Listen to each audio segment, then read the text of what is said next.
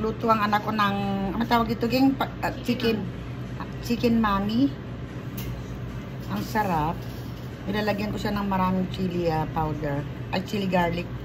Chili sauce pala, chili garlic. Tapos garlic. Sarap.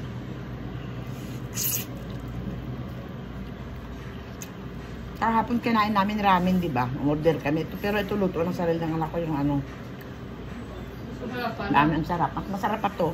Kasi in-order namin kahapon. Kahapon ramen yun. Pero ngayon, ano to, chicken. Pero mas gusto ko yung sa yung wonton na may hipon. Sarap. Tapos itong chili sauce, sariling luto niya to. Yum, food. Pag naglagay ako nito, marami. Nalala ko sa Chowking sa Pilipinas. Nako. Minsan nangungupit pa ako ng chili sauce doon.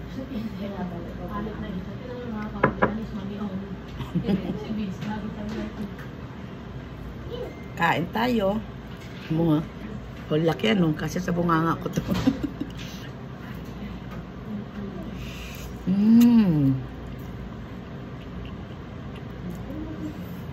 Kasi mo yung kasinghin mo, ano ba naman kumakain yan? Nauna pa yung kamay sa bibig.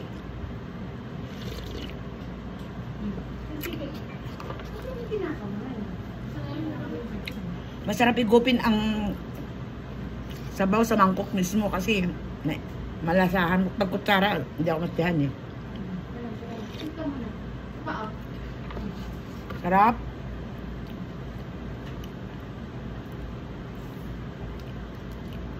Kain tayo. Yummy.